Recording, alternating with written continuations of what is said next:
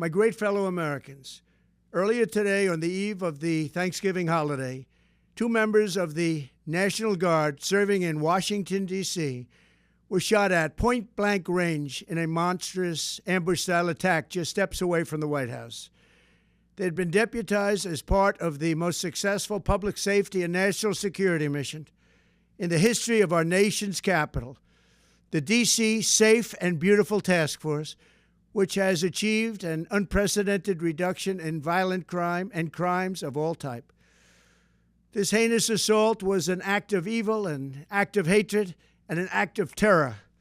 It was a crime against our entire nation. It was a crime against humanity. The hearts of all Americans tonight are with those 2 members of the West Virginia National Guard and their families. The love of our entire country is pouring out for them, and we are lifting them up in our prayers.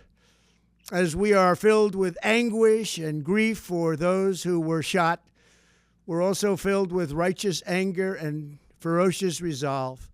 As President of the United States, I am determined to ensure that the animal who perpetrated this atrocity pays the steepest possible price.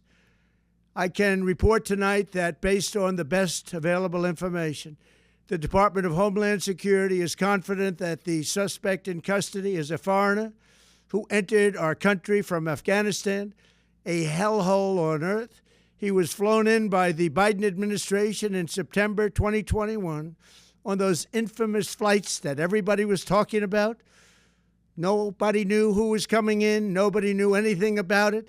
His status was extended under legislation signed by President Biden, a disastrous president, the worst in the history of our country.